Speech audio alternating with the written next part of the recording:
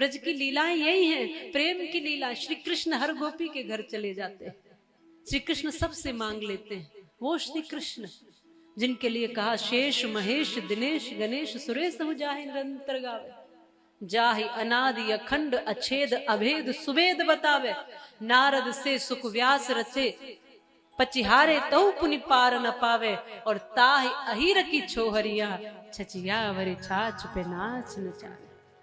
धन्य है हमारे ठाकुर, धन्य है ये ब्रजभूमि, धन्य है यहाँ की माटी, धन्य है। ऐसा बनना होगा, ऐसा सीखना समझना होगा।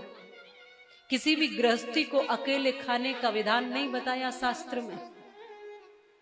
प्रत्येक गृहस्थी के लिए कहा है पहली रोटी गाय के लिए निकालो, थोड़ा सा अन्न दाना पशु पक्षियों के लिए निकालो। पहले हमारी माताएं ये सब किया करती थी, चींटियों के लिए, पक्षियों के लिए, पशुओं के लिए, गाय के लिए, ये निकालना ही निकालना है। फिर कोई साधु आ गया, कोई सन्यासी आ गया, कोई भूखा आ गया, कोई गरीब आ गया, कोई अतिथि आ गया, उसके लिए व्यवस्था हर माँ रखती थी। इतना बनाती थी कि हर माँ कोई आ गया अकस्मात तो उसको भोजन दे सके, अगर भोजन किस समय आ गया है।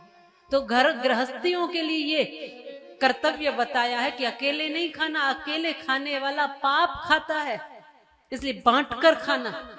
इसलिए हमारे यहाँ विधान है कि थोड़ा अपनी रसोई से गऊ को निकाल दो, थोड़ा जीव जंतु पशु पक्षियों को निकाल दो, थोड़ा सा इसी रसोई से साधु संतों को भोजन निकल जाए, थोड़ा यहाँ कोई जरूरतमंद आ गया तो उसके लिए निकल जाए। और हमारे यहाँ जो हम तो गांव में रहे हैं बचपन में, तो हमारे यहाँ तो हमने ये देखा है कि जब भी खेती का अन्न आता था, और आज भी यही होता है कि जब भी खेती का कोई अन्न आता था, फसल जब आती थी, तो सबसे पहले अन्न मंदिर के लिए जाता था, पुजारी जी के लिए जाता था, ये आपके लिए। कोई घर का व्यक्ति उपयोग नहीं करता था उस अन्न का। पहले अन्न जो होता था वो मंदिर, भगवान के मंदिर में जाता था, क्योंकि किसान के पास पैसा थोड़ा होता नहीं उतना। क्या होता है, उसकी फसल है, उसकी खेती है, उसका अन्न है, तो जो मेरे पास है वही तो मैं भगवान को अर्पण करूंगा। इसलिए किसान सबसे पहले, हम ये बचपन से देखते आए। हम ननिहाल में नाना जी के यहाँ रहे बचपन से, तो हम बचपन से देखते आए कि सबसे पहले हमारे नाना जी भगवान के लिए निकालते थे। हम पूछते थे ये इतना सारा कौन खाएगा, ये किसके लिए निकाला है? कहते थे ये मंदिर में जाएगा, वहाँ पुजारी जी हैं, वहाँ साधु संत हैं, और फिर वहाँ कितने लोग आते हैं, सबकी प्रसादी बनेगी। और हर घर का नियम होता था, ये हर घर से अन्न जाता था। साधुओं को चिंता करने की जरूरत थोड़ी पड़ती थी, समाज उनकी चिंता करता था। बिना कहे फसल आते ही पहले वहां वर्ष भर की व्यवस्था हो जाए, ये सब गांव वाले चिंता करते थे, ये भाव होता था। इसलिए कभी भी गृहस्थ को अकेले नहीं खाना, बांट कर खाना है।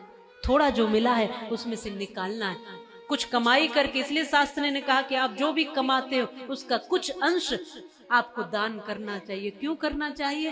क्योंकि जो आपने कमाया है उसकी पवित्रता बनी रहे, उसकी शुद्धता बनी रहे, और थोड़ा थोड़ा थोड़ा थोड़ा आपकी आदत बनी रहे बांटकर, दान करके, देकर खाने की।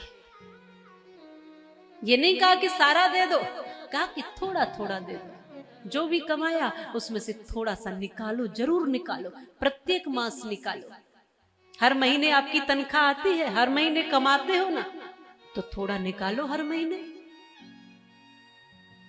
भगवान के लिए जरूर निकालना चाहिए, धर्म के काम के लिए जरूर निकालना चाहिए, ये शास्त्र की आज्ञा है।